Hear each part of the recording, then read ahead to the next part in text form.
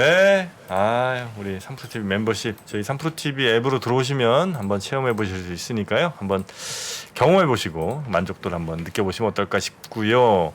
우리 박재영 차장님이 뭔가 알려주실 게 있다고요? 지금 아까 그 정프로님 오시니까 명민준이 어디 갔냐 막 찾으시더라고요. 네. 지난주에 저랑 같이 진행을 하니까 명민준이 지금 저희 한국투자증권 채널에서 방송하고 있습니다. 저랑. 몇 시에요? 지금 저희가 녹화 떠놓은 게 있거든요. 녹화 떠놓은 거를 지금 이번 주에 특집 방송이 나가요. 근데 너무 안 봐. 너무 재밌는데. 6편. 뭐 김영익 교수님, 김한진 박사님 나오시고. 뭘로 검색하면 나오죠? 한국투자증권. 한국투자증권으로 검색해서 두 분의 화려한 재밌는 쇼 한번 기대해 보겠습니다. 부탁드립니다. 네. 자, 그러면 오늘 예고해드린 대로 스몰캡 개인 투자자분들이 아주 좋아하실 내용들 한번 다뤄보도록 하겠습니다. 키움증권의 오현진 선임연구원님 모십니다. 어서 오십시오. 네, 안녕하십니까. 네, 반갑습니다. 안녕하십니까. 네. 굉장히 잘생기셨네요. 잘생긴 건 둘째치고 네. 뭔가 동물적 감각이 느껴집니다. 주식 투자에는 사실 뭐 뛰어난 두뇌, 사실 뭐 박정희 차장님도 굉장히 스마트하시죠. 하지만 잘 안 되는 이유가 동물적 감각이 좀 부족하다. 그 전문 용어로 뭐라고 하는지 아세요? 뭐죠? 매삭기. 매삭기. 예. 저희 업계에서는 매삭기라고 하죠. 매삭기가 굉장히 중요합니다. 동물적 감각이 느껴지는 그런 분이에요. 맞습니까? 많이 키우려고 하고 있는데 아무래도 이제 그건 키운다고 크는 건 아닌 것 같아요. 타고나야죠. 네, 맞습니다. 그런 부분이 있는 것 같아서 네. 어려움이 좀 있는 부분. 사실 여유 자금이 있으면 바로 맡기고 싶은 느낌이에요. 이제 없잖아. 다 들어가 있네. 이제 다 물려 있고. 네, 제 것 좀 어떻게 복구 좀 시켜주시면. 제가 보고서로 열심히 좋은 그러실래요? 종목들 네, 알겠습니다. 말씀. 자, 우리 오현진 연구원님은 이제 주로 이제 조금 중소형 그런 기업들을 이제 많이 연구하시는 거죠? 네, 맞습니다. 네. 사실 뭐 따로 이렇게 섹터나 산업이 정해져 있다기보다는 좀 시가총액 기준으로 이렇게 많이 크지 않은 업체들 중심으로 어느 정도? 딱 정해지진 200억, 않습니다. 300억? 그렇지만 뭐 200억, 300억은 이제 아무래도 너무하잖아.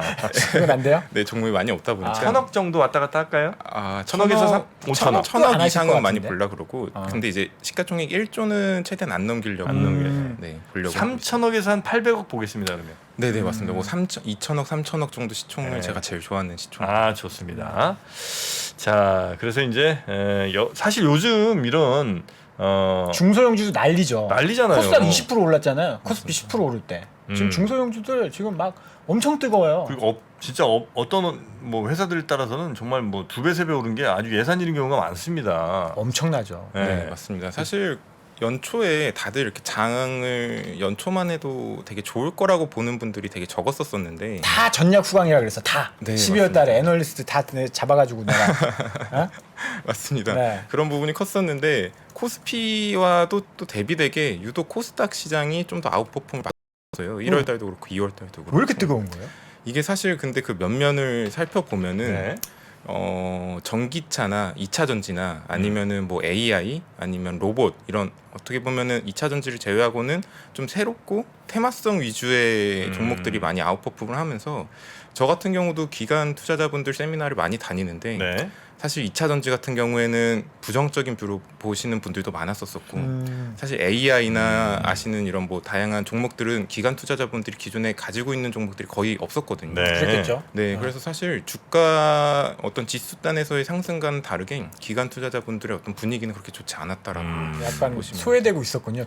기관들도 그런 걸 느끼네요. 네, 맞습니다. 아무래도 저희 뭐 코스닥 이번에도 뭐 2차 전지를 필두로 해서 많이 오르다 보니까 그 부분을 안 가지고 있었던 그 기관 분들은 많이 어려웠고 개인적으로 개인 투자자분들이 많이 좀 수익을 볼 수 있었던 장이지 않았나. 대신 이제 잘 골랐어야죠. 네, 맞습니다. 잘 골랐어야지.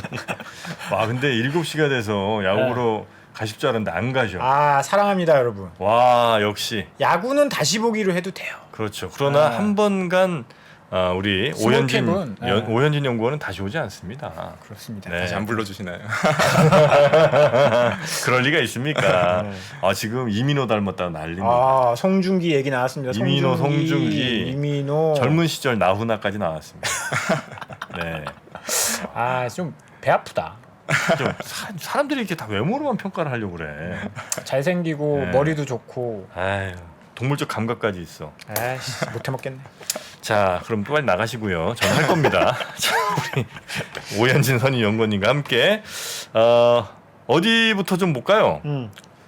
뭐 저희 사실 먼저 아무래도 방금 간단하게 얘기 드리긴 했었지만 이 테마성 주식들이 과연 3월에도 이어질지나 이런 부분도 많이들 궁금해하실 것 같아요. 그게 제일 중요하죠. 네, 이게 맞습니다. 내가 지금 들어가야 되나 말아야 되나 지금 고민이 네네. 많거든요. 네, 그래서 간단하게 특히나 핫했던 2차 전지 그리고 AI 그리고 로봇주까지도 어떻게 좀 봐야 되는지를 말씀을 드리면은 네. 사실 애널리스트 관점에서는 아무래도 이렇게 주가가 먼저 반응하는 이런 테마성 같은 종목들은 말씀드리기 상당히 조심스러울 그렇죠. 수밖에 없어요. 네. 예, 주가 변동성도 그렇죠. 클 수밖에 없고 뭐 실적이나 이런 게 붙으면서 가는 테마가 아닐 때 같은 경우가 더 힘든데 2차 전지 같은 경우에는 워낙에 좀 가파르게 올라서 뒤에서도 제가 뭐 종목 얘기하면서 더 말씀드리겠지만은 네.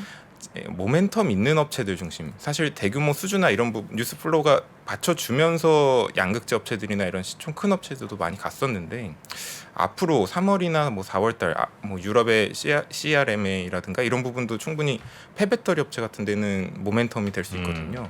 이런 부분을 가지고 있는 업체라든가 아니면 저는 AI 같은 경우에도 지금 뭐 어제 오늘 좀 주가 뭐 하락폭은 좀 크긴 했지만 네. 사실 3월 달에는 계속 좀 보자고 하는 게 오늘도 마이크로소프트 독일 쪽에서는 뭐 CTO가 나와가지고 다음 주면은 GPT-4에 대해서 이제 출시를 할 거다라는 얘기가 나오고 3월 달에는 글로벌 이제 관련 업체들도 실적 발표를 좀 앞두고 있어요.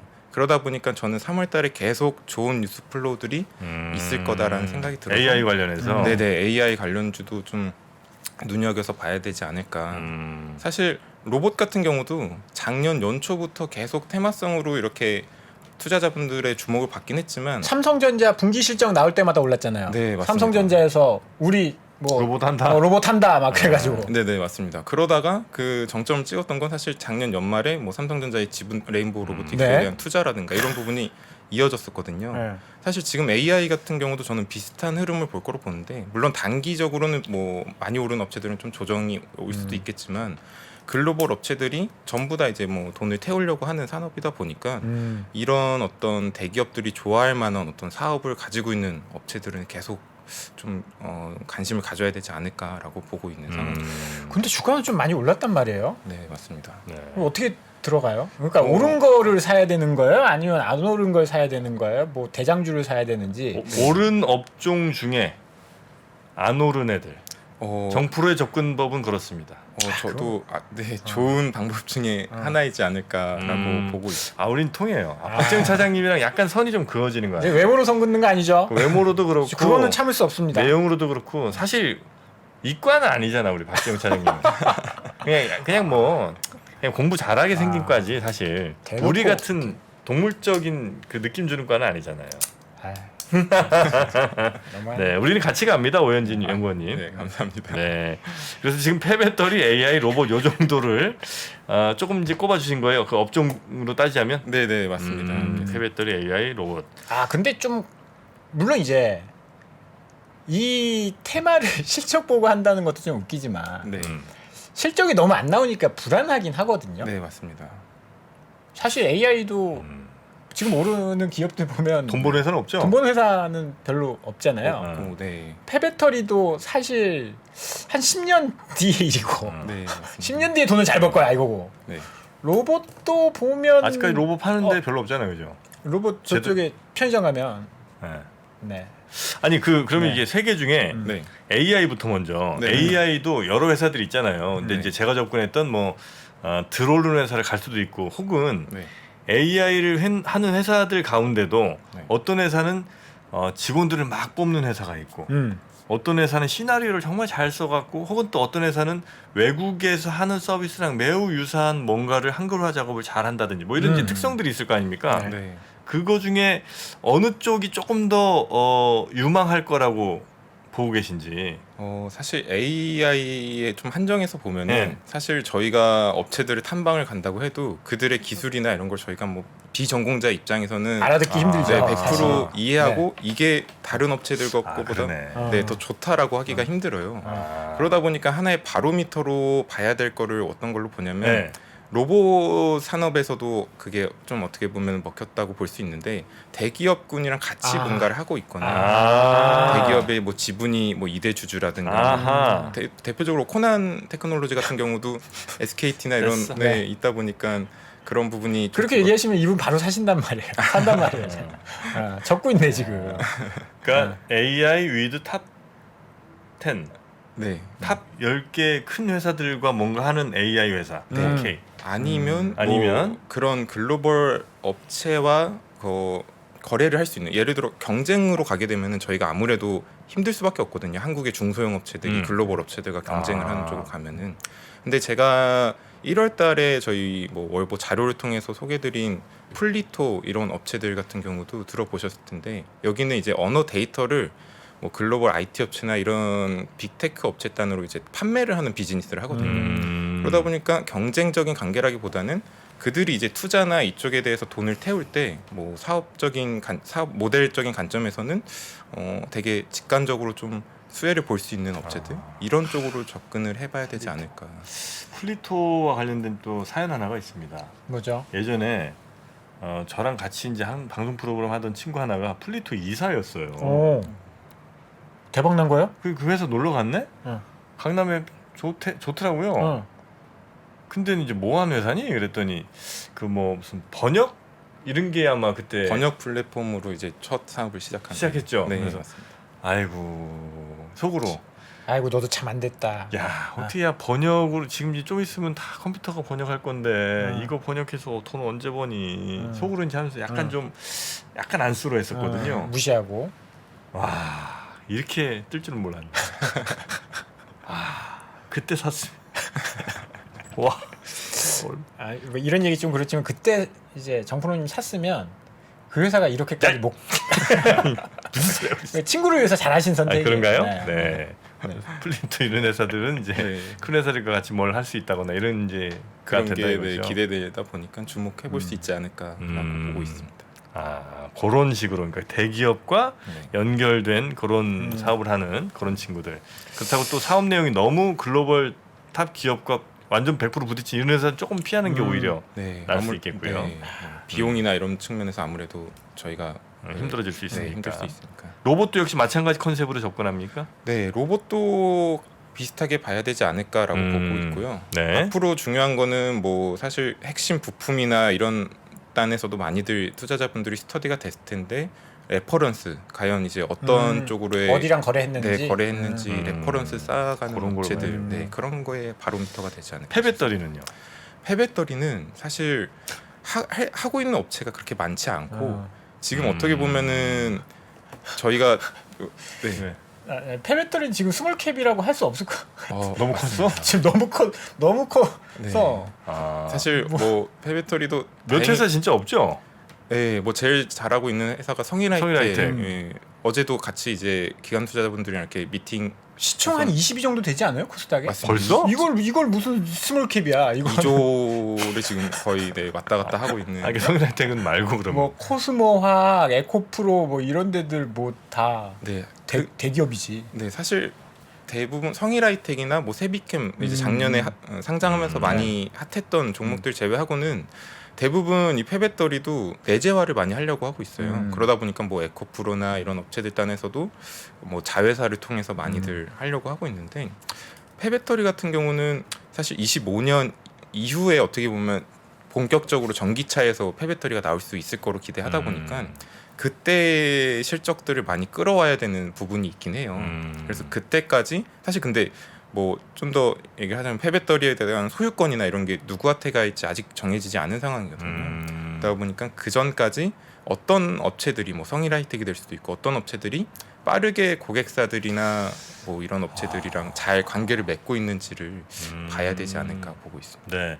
근데 일단 기본적으로는 배터리의 소유가 당연히 이제 차량 소유주가 되겠죠. 네. 그러나 이제 보조금을 받는 상황이 되면 보조금은 이제 지자체라든지 정부에서 뭐 아마 지급하는 걸 테니까 그런 경우에는 아마 소유권이 조금 그쪽에 있을 가능성이 좀 높은 거 아니겠습니까? 네. 사실 여태 동안도 그랬었고 네. 보조금에 의해서 했던 부분은 정부로 회수하는 부분이 있었고, 근데 향후에 이제 뭐 보조금 없이 2차 그 전기차를 구매하게 되거나 그런 경우 이랬을 때는 개인 소유겠죠 당연히. 네, 개인 소유가 많은데 지금도 저희가 뭐 폐차 처리할 때 이렇게 넘기잖아요. 소유권을 같이 뭐 중고차로 판매를 하든 이런 식으로 할 때 네네네. 넘기듯이 아마 소유권을 어떤 타 뭐 딜러사가 됐든 이런 업체들이 소유권을 받아오면서 이 폐배터리도 어떻게 처분할 수 있는 권리를 가져가지 않을까가 지금 네네네. 아직은 네. 거기에 대해서 막 여러 가지 이야기가 있더라고요. 뭐 현대차에서 이제 하려고 하면 처음에 팔 때 이거 회수 조건으로 뭐 그런 거 많잖아요. 뭐 그죠. 휴대폰이나 이런 것도 회수 조건으로 좀 싸게 주고 그렇게 해서 자기네들이 좀 소유권 그 주도권을 가져가겠다. 뭐 그럴 수 배터리 있겠네요. 예. 셀 업체들도 뭐 그런 식으로 나오고 있고.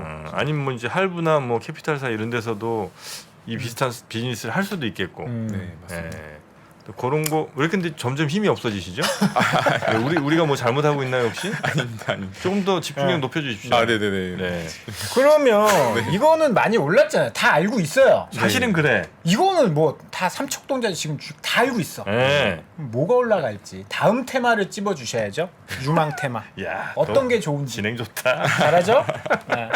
네, 사실 테마라고 보긴 힘들 수도 있겠지만 앞서서 말했듯이 1, 2월 달이 조금 비정상적으로 올랐던 부분이 있어서 저는 사실 3월, 4월에도 테마에서 보면은 말씀드렸던 것도 되게 선별적으로 봐야 되고 아니면 다시 좀 숫자에 집중을 해보자라고 하면은 최근에 보면 주가 같은 거 보면은 IT 업체들 중 앞서서도 뭐 말씀해 주셨을 수도 있는데 뭐 폴더블 업체라든가 네. 폴더블? 네, 뭐 저희 한동안 이제 좀 관심에서 멀어졌었던 업체들이 워낙 많이 좀 밸류에이션 측면에서는 많이 싸져 있거든요. 많이 박살났죠. 네. 네. 뭐 힌지 뭐 이런 거요? 네네 힌지 업체라든가 내장 플레이트 업체라든가 이런 게 뭐 어제 같은 경우도 그렇고 한 번씩 다 같이 이렇게 오르는 경우가 있어요.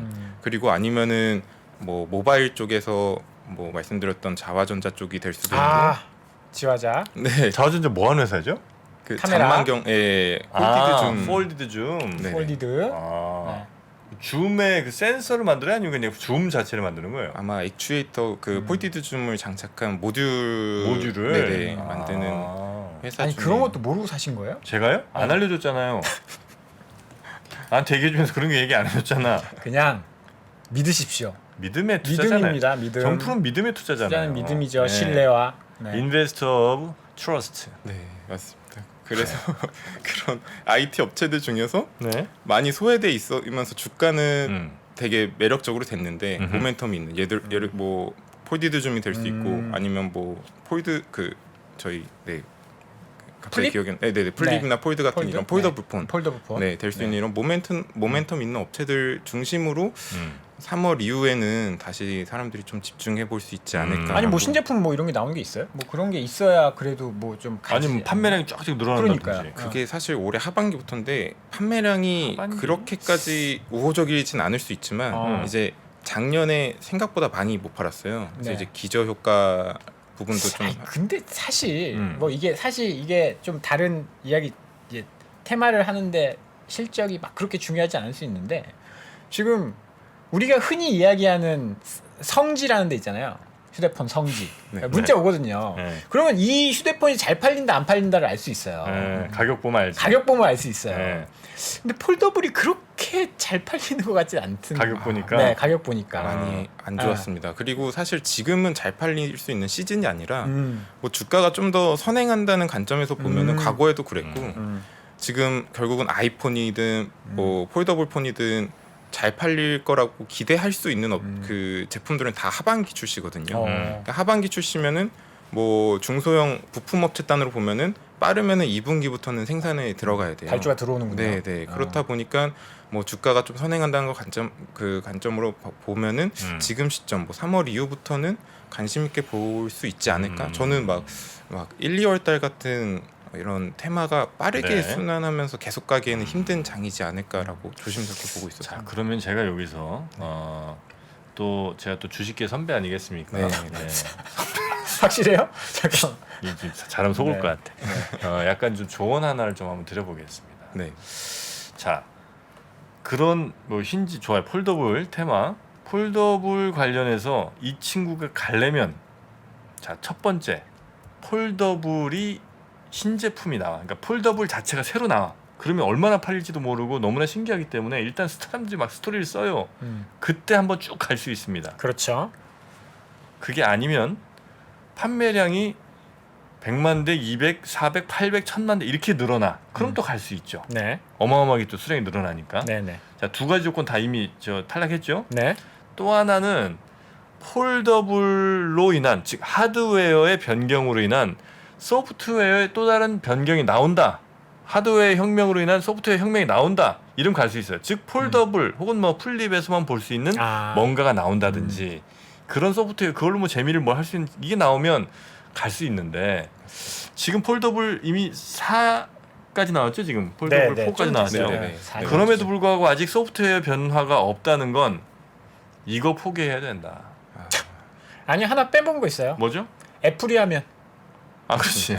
애플이 하면 끝나는 거지. 네. 근데 이게 지금 다섯 가지. 그저께도 약간 네. 그랬잖아. 애플이 무슨 특허냈다고 해가지고. 그렇지. 폴더블 관련 특허냈다고 해가지고 맞아요. 그쪽은 싹 다 올라갔잖아요. 그렇다면 이거 네. 조금 네. 가기를 기대하는 거는 좀 어려운 상황 아니겠느냐? 아. 이렇게 이제 정프로 본다는 거죠. 네, 맞습니다. 사실 근데 대부분 말씀이 맞고요. 네. 그 사실 그래서 주가가 그거를 반영했듯이 많이 안 좋았었던 것 같아요. 근데 이제 일단은 물론 그 마냥 좋은 상황은 아니지만 가격 매력이 있는 상황에서 저 같은 경우는 한 가지를 본 게 뭐냐면 중국 뭐 리오프닝과 겹칠 수도 있겠지만 중국 소비가 조금 살아난다는 가정하에는 스마트폰 중국. 판매. 네, 저는 중국으로 애플까지 가기 전에 이제 중국 시장이 먼저 좀 더 아, 열릴 제가 중국 거라고. 놓쳤네. 네. 근데 이게 중국이 사실 프리미엄 시장 단의 그 비중으로 보면 그렇게 큰 편은 아닌데 판매 대수로 보면은 아예 막 뭐 100만 원 이상의 프리미엄 폰 판매 대수가 결코 적지 않거든요. 근데 여태 동안은 아직 그 섹시한 폴더블 모델이 안 나오다 보니까 아니 크게 그 얼마 전에 보니까 비본가 어딘가 그냥 삼성 거랑 똑같이 뺏겼던데. 똑같이 나왔는데 이제 네. 가격 부품 가격이나 이런 게 수율이 안 나오다 보니까 너무 비싸게 책정을 하거나 이런 부분이 있었어요. 저는 그래서 국내 업체들 단에서 올해에는 중국 시장도 한번 기대해 볼 수 있지 않을까. 지금 아무도 기대를 안 하고 있는 사실 모바일, 뭐 IT 이쪽은 중국이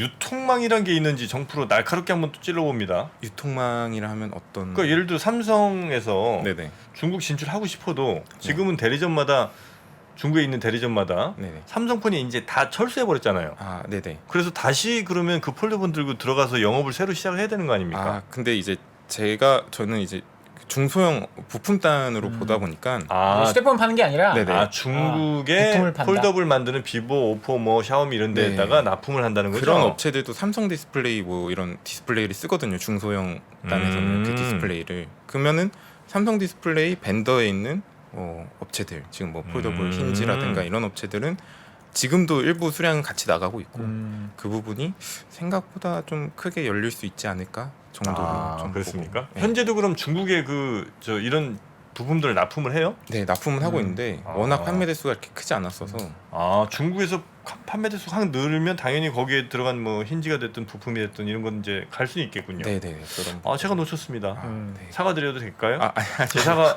받아주시겠습니까? 네, 아이고 사과까지는 안 하셔도. 고맙습니다. 네. 둘이 잘한다. 종목 해주세요. 종목. 아, 중요한 게 종목이잖아요. 리포트 쓰신 거죠? 네, 맞습니다. 네. 그 리포트 썼던 종목들 보면은 사실 앞서서 말씀드렸던 막 뭐 테마랑 딱 엮이진 않을 수는 있어요. 근데 그럼에도 일부 포인트 면에서는 투자 포인트가 있어서 좀 가져온 종목들이 있는데. 요건 이제 오현진 연구원께서 이제 리포트 쓰신 내용 중에 네. 있는 거고요. 네. 절대 뭐 여러분께 투자를 추천하거나 이럴 생각이 있는 건 아니고 객관적인. 리포트에서 네. 좋게 보셨다는 거를 그냥 단지 알려드리는 겁니다. 네. 네, 맞습니다. 그래서 처음 종목은 에코앤드림이라는 에코를 시작해서 깜짝 놀랐네. 에코앤드림? 네네. 약간 그 그룹이랑 관계 있는 겁니까? 아닙니다. 사실 아니에요? E&D라는 업체에서 사명이 변경돼서 최근에 에코앤드림으로 약간 노렸나? 그 E&D 자체가 에코앤드림의 약자이긴 했었어요. E&드림. 네, E&D가 E&D 에코앤드림으로. 에코앤드림. 네. 작년에 막 뭐 어떤 테마에서 이름 비슷하다고 해서 막 급등한 거 있었는데 전혀 관계 없는데 그런 맞아. 경우가 그런 경우는 왕왕 있습니다. 이것도 약간 헷갈릴 것 같긴 한데. 네. 뭐 하는 회사입니까? 원래는 그 알파벳 E&D였어요. 네네네. 좀- E&D. 예. E&D. 네. 이거 좀 그렇다. E&D 이렇게 되면 이제 좀 끝나는 느낌이고. 그래서 이제 에코앤드림으로 원래 네. 이름으로 이제 간 거죠. 네네. 이름도 바꾸고 이제 네. 좀 더 신사업 부분도 드라이브를 걸자 약간 이런 거였는데 전구체 생산을 앞두고 있는 회사예요. 오. 네, 그러다 보니까 전고체? 전구체. 아 전구체. 네. 전구체는 뭐죠? 전구체 같은 경우가 이제 양극재 들어가기 전에 기초 리튬 소재. 빼기, 기초 소재 단으로만 해서 이제 원료라고 보시면 돼요. 양극재에 들어가는. 그러니까 여기도 2차 전지 맞네요. 어떻게 네, 보면 소재죠. 예, 이름도 어떻게 보면 저도 그 부분까지는 생각을 안 해봤었는데 충분히 뭐 굉장히 공교롭네요.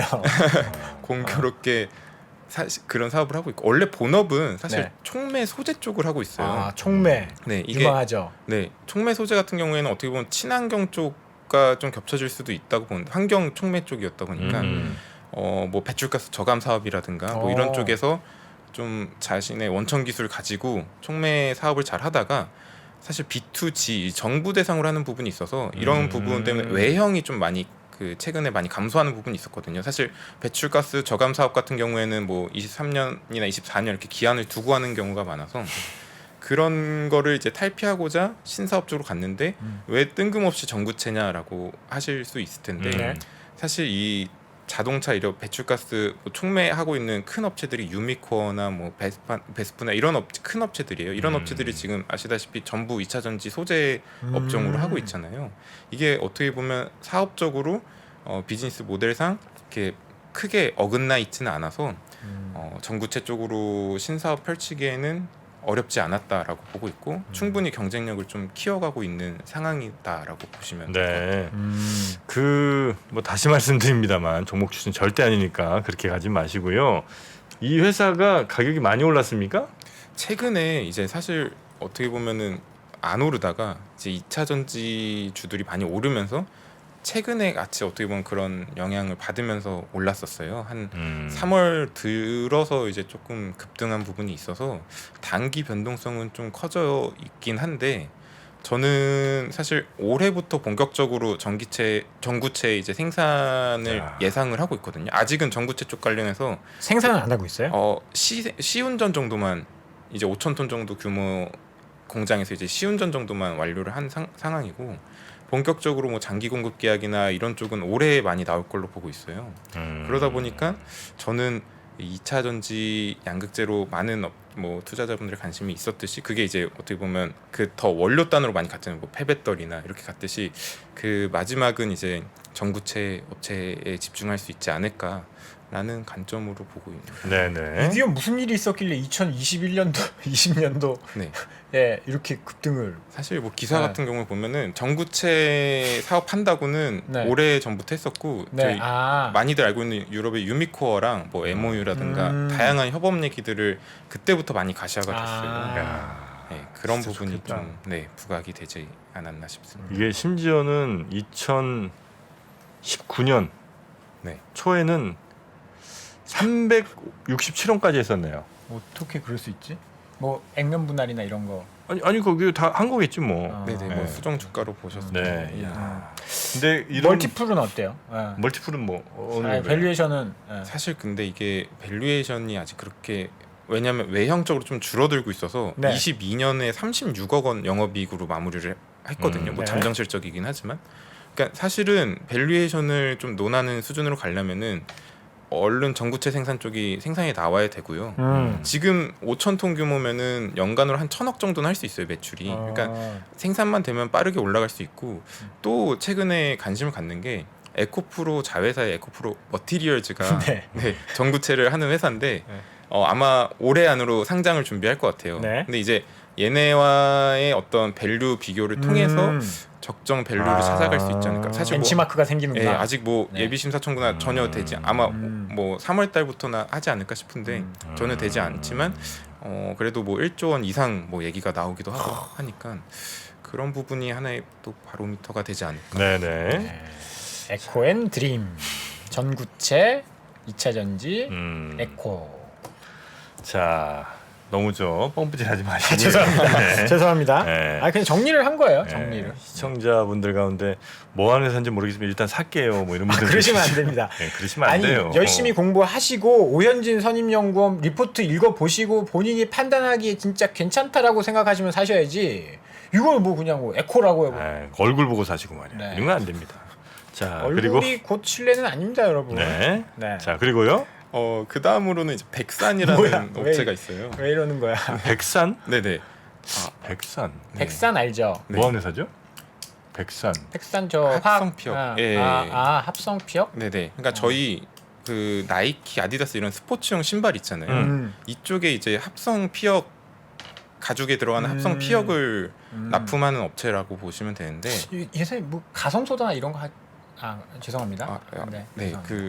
PU 합성 피혁이라 해서 네. 어떻게 보면은 뭐 최근에는 차량용 내장재에도 많이 들어가고 있긴 한데 폴리우레탄. 네 맞습니다. 네. 그 사실 딱 사업을 들었을 때처럼 그렇게 막 그 드라마틱한 산업 구조는 아니에요. 앞서서 말씀드렸던 네. 것처럼. 그래서 주가도 어떻게 보면은 되게 이제 뭐 횡보도 오래 하면서 그런 부분이 있는데 저는 상당히 좀 저평가되어 있는 부분이 있다라고 보고 있고 최근에 회사도 이런 부분을 인지를 했는지 주주 친화적 행보도 상당히 적극적으로 하고 있거든요.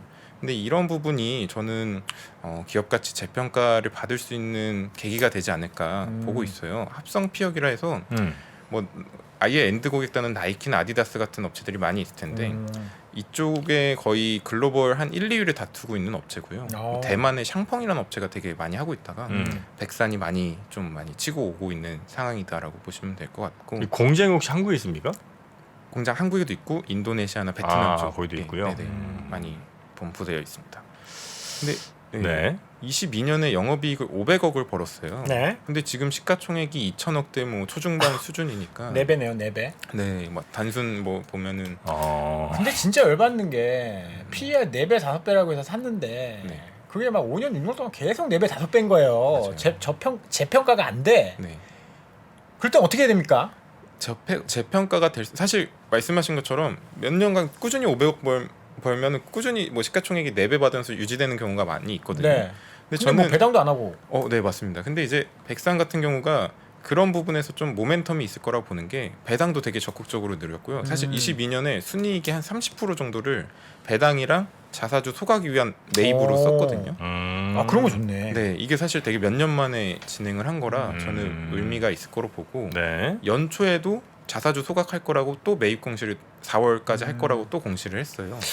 뭔가 회사의 심경의 변화가 있었나요? 갑자기 그럴 이유가 뭐? 사실 여태 동안은 좀 적자 사업 부분 내고 있는 뭐 그 자회사도 있었는데 그 부분도 이제 흑자로 돌아서면서 이익도 많이 늘어나서 좀 더 여건이 생긴 점도 있었고. 혹시 뭐 승계 준비하나요 지금? 그러니까 그런 게 조금 또 다 끝났습니다. 끝났어요? 네네네.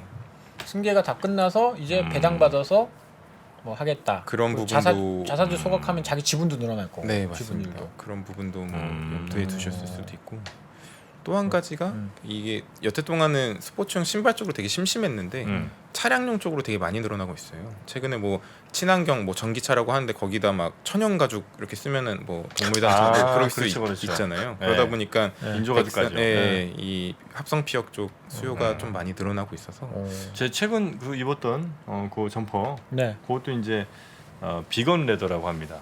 옛날에 그냥 다 비닐로 뭐 아니면 뭐 레자 이렇게 얘기했는데 레자. 이제는 비건 레더라고 하더라고요. 네. 네. 이거 왜요? 나올까요? 뒤에 있어요 지금. 아니 괜찮아요. 괜찮아요. 네. 이 백산도 그 비건 레더 쪽을 같이 그 친환경 자동차 기업이구나. 업체랑 같이 공동 이게 개발 친환경을 붙으면 멀티플 자체가 달라질 수 있잖아. 저도 그렇게 생각을 하고 있어요. 그냥 가죽 기업은 PER이 뭐 6배인데 네. 친환경 붙으면 16배 되는 그런 마법이 또 있잖아요. 그죠. 그런 부분이 올해를 기점으로 좀 재평가 받아야 되지 않을까라고 조심스럽게. 네. 그러면 이익은 앞으로 뭐 그래도 막 갑자기 뭐 확 늘어나는 게 아니겠지 늘어나거나 뭐. 줄어들거나 뭐 그런 확 늘어나려면은 뭐 말씀드렸던 전기차든 이런 자동차 OEM 업체들 단으로서의 뭔가 장기 공급 계약이나 이런 게 터져야 될 텐데 네. 그 부분은 뭐 계속 좀 지켜봐야 되는 것 같고요. 근데도 이익이 좀 좋아지는 게 일단 자회사가 완전히 턴어라운드를 했고 작년에 그래서 최대 실적 500억을 냈는데 그게 그 작년에 아시다시피 베트남 뭐 셧다운 영향에도 그 정도 성과를 낸 거거든요. 베트남에 공장이 있어요? 네. 그런 부분에서 좀 자유로운 그 생산 시설로 이제 온기로 반영이 되니까 작년보다도 좋은 실적을 기대할 수 있지 않을까. 네. 자, 백산까지 얘기해 주셨고요. 하나만 더 들어볼까요? 네. 하나는 더 이름이 특이한데 제로투 세븐이라고. 제로투는 댄스로 가야 되는 거 아닙니까? 제로투 댄스. 제로투 세븐 알죠? 네. 분유 아니겠습니까? 네. 분유? 어린이 옷? 맞습니다. 유아용품. 이거 저 애가 셋이나 있으면 그걸 몰라요. 제로투 세븐? 그 0세에서 7세까지. 그거를. 그게 제로투. 그래요. 예전에 뭐 제로나인인가는 그 거기 뭐 클럽 아니에요? 아니 그 영구 무슨 뭐 그런 회사가 있었는데 심영래 씨가 하던 제로나인? 네, 제로나인. 제로투 세븐. 네네. 쓰리세븐 참 뭐 있었죠. 쓰리세븐 쓰리세븐. 돌리 가방. 가방. 37. 쓰리세븐 가방 메이커 하나 있었습니다. 네. 지금 우리 오현진 선임연구원은 모를 나이 같은데요? 그때는 안 태어났어요. 쓰리세븐? 처음 들어보는. 김민지 아동복. 처음 들어. 부르댕.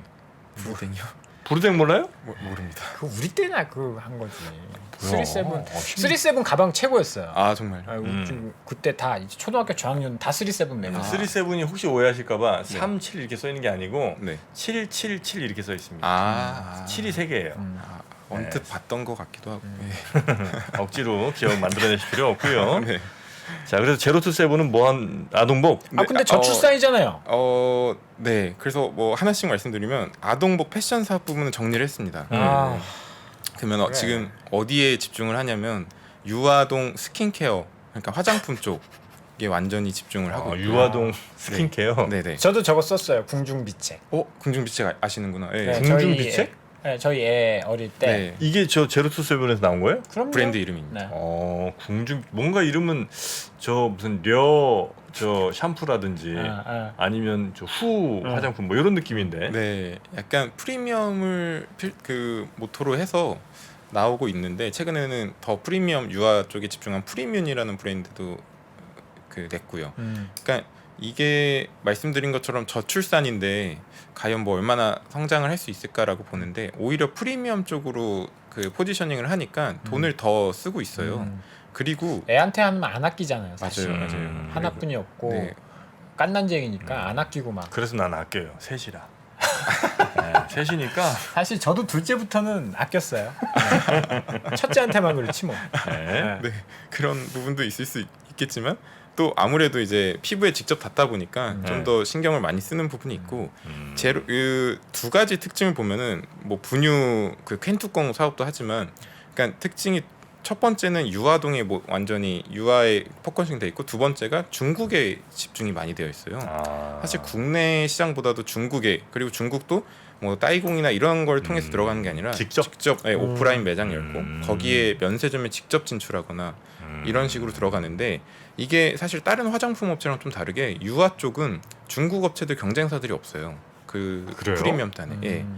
그럼에도 프리미엄을 쓰려는 그 선호도는 있어서 있겠죠. 네, 해외 브랜드에 대한 선호도가 되게 높아요. 그러니까요. 그게 뭐 사실 중국 같은 경우에 예전에 분유 파동 이런 거 있고 그래서 네. 중국 안 쓴다고 하지만 그러면 외국 업체랑 경쟁해야 되잖아요. 네, 경쟁이 맞습니다. 돼요? 네. 외국의 막 유명한 근데 뭐가 외국에 존슨앤존슨 뭐 그런. 근데 존슨앤존슨도 아니야 그거 말고 되게 유명한 거 있는데. 프리미엄은 아니잖아. 그죠. 그리고 아직 워낙에 이제 다양한 제품군들을 가지고 네. 있는 업체다 보니까 좀 더 경쟁력 있는 것 같아요. 얘네 같은 경우가 그 뭐 예를 들어 광군제나 이럴 때 보면은 티몰 이런 데서 유아동 카테고리에서 탑 10 안에 4개, 5개씩 올리고 있거든요. 경쟁력이 있구나. 그리고 그 해외 브랜드들보단 가격이 좀 저렴한 걸로 알고 있어서 충분히 잘 포지셔닝을 하고 있고 앞소바. 앞서봐 아니에요. 앞소바 아니? 갑자기 생각나서 소리 질렀습니다. 죄송합니다. 놀라셨을까봐. 아닙니다. 아는 게 유명한 하여튼 애아동 뭐 브랜드는 앞서봐 앞서봐. 갑자기. 지금 뭐 이게 로션 얘기하는데 앞소바는 로션 아니에요? 앞서봐는 뭐 한번 옷이라며. 찾아보도록 해피랜드. 해피랜드 꽃가방은 많이 들어봤는데 아가방.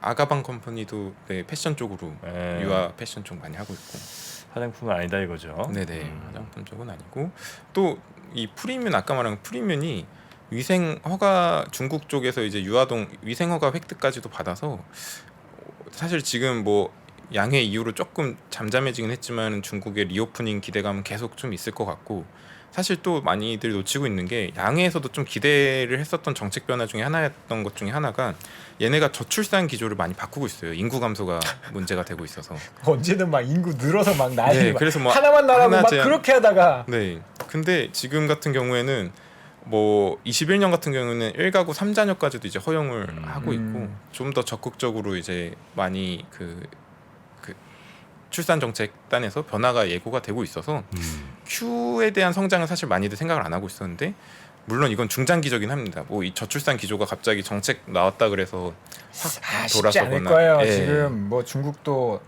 사실 이제 소득 많이 늘어나고 하다 보니까 애 키우는데 돈 많이 들어가고 그러면 우리나라처럼 아 그럼 쉽지 않을 그럴 거예요. 수준 높아지고 하면 안 네. 돼. 예, 단기적으로 확 변화되기는 저도 힘들 거라 보지만 네.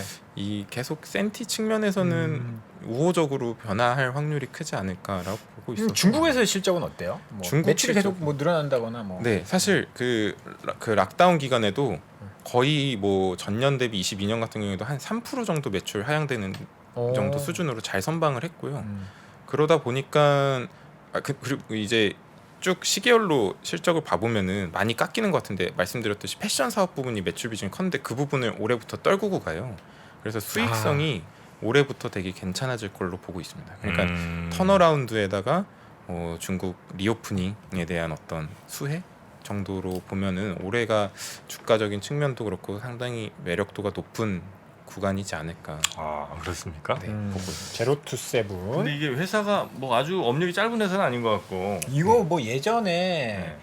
그 내일도- 대선 테마로 되게 왜냐면 대선하면 음. 출산 장려 정책 나오잖아요. 음. 뭐 박근혜 정부 때부터 엄청 뭐 유명했었던 종목이에요. 아, 그래요? 꽤 오래된. 네. 근데 뭐 아가방 가격이 컴퍼니 아가방. 대충 한만 5, 6천 원에서 한 15,000, 6천 원 사이에서 크게 변화는 없네, 그죠? 네. 그 안에서 왔다 갔다 하는 것 같은데. 네. 아, 정프는 이런 거 별로 안 좋아하거든요. 화끈한 거 가져오셨어야죠. 3천 원에서 막 6만 원 갔다. 아까 봤잖아요. 300원에서 3만 원. 걔는 못 사겠다. 에코엔트리 300원에서 3만 원. 너무 좀 종류별로 가져와 봤는데 그렇네요. 이게 되게 잘 짜여져 있네요. 되게 잘 짜여져 있네요. 자, 이것 한번 종류별로. 갖고 왔으니까 마음에 드는 거 골라봐야 했는데 네. 정프로 마음에 드는 건 아직 없습니다. 아, 여튼 이런 회사들 그래도 스몰캡에서 좀 좋게 보고 계신 네. 그런 거라는 거죠. 네. 다시 한번 여러분께 말씀드립니다만 종목 추천이 절대 아니고요. 그냥 이런 회사들이 스몰캡에서 좀 볼만하니 한 번쯤 뭐 공부해 보시는 건 어떨까 정도만 말씀 좀 드리겠습니다. 탐방 자주 가시잖아요. 네 아무래도 탐방 가시면 네. 뭐 어떤 걸 중점적으로 좀 이제 보시는 편이에요? 가장 핵심적으로 보는 거. 요즘은 아니 직원들이 많이 계시니까 직원분들 다 이렇게 복지가 괜찮으신지 이런 것도 봐야 될 거 아닙니까? 그런 거 안 중요하죠. 중요하죠. 그럼 아니 지금 여직원이 복지가. 이제 위원님을 많이 보겠지. 에이 그런 얘기 좀 하지 마요. 위원님 일하러 가신 겁니다. 그렇죠. 그래서 뭐 직원분들 복지 이런 것도 중요한데 뭐 만약에 돈을 못 벌고 있는데 너무 복지를 막 뭐 치중을 하고 있다 이런 거는 좀 뭐 검토를 그러니까 잘- 여직원한테 가가지고 술 한잔 하면서 이렇게 아하이. 물어보시는 거죠? 이상한 얘기 좀 하지 마세요. 그 술 한 잔 마셔야 진솔한 얘기가 나오죠. 아유 언제적 얘기입니까? 요즘은 그런 거 술 마시면 이런 거 안 합니다 이제는. 그런 경험. 정말 큰일 났어요 우리 박 차장은. 나 때는 안 그랬는데. 예. 요즘 그런 거 하면 큰일 납니다. 그죠. 예. 그런 부분 건조하게 담백하게 업무만 보고 오시는 거잖아요. 그래서 네, 탐방만 네. 갔다가 네 맞습니다. 뭐 이제 이거 중점적으로 보는 거. 사실 네.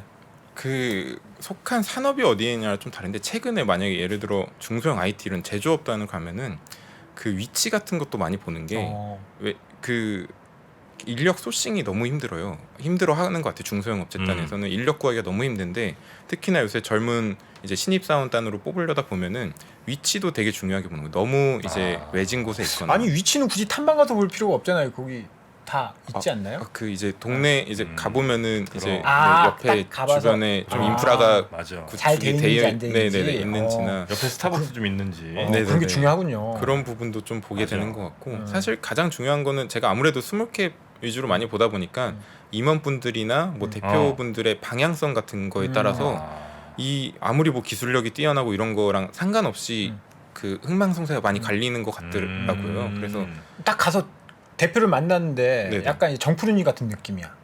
그럼 너무 무조건 훌륭한 회사가 될 수 있잖아요. 그래요? 저는 뭐 사실 그런 걸 안 가봤지만 갔는데 네. 사장실이 전 어디에 있는지 그다음에 사장실에 뭐가 있는지를 전 볼 것 같아요. 네, 사장실이 예를 들어서 정말 이 직원들과 완전히 떨어진 막 이런데 막 이렇게 홀로 이렇게 딱 멋있게 있다. 이러면 난 꽝이야.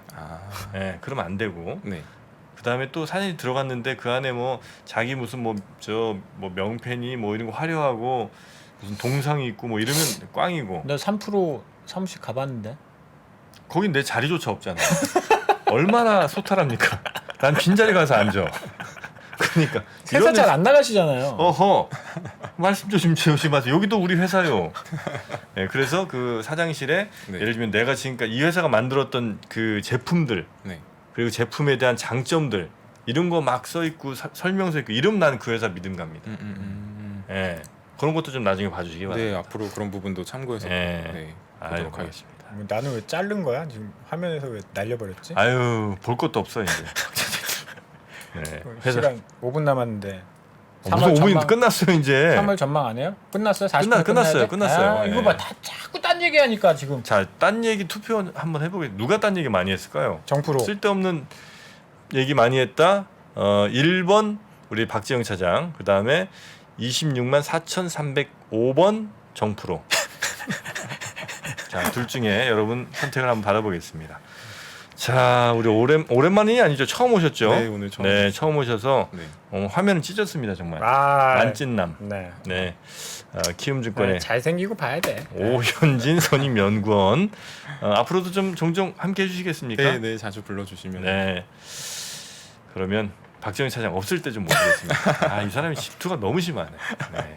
우리 오현진 선임연구원님 주말 잘 보내시고요. 네. 예, 조만간 다시 뵙겠습니다. 네, 알겠습니다. 고맙습니다. 감사합니다. 네, 감사합니다. 장 시작 전부터 종료까지 쏟아지는 수많은 뉴스와 정보들. 이 중에서 어떤 것이 투자에 정말 도움이 되는 정보일까요?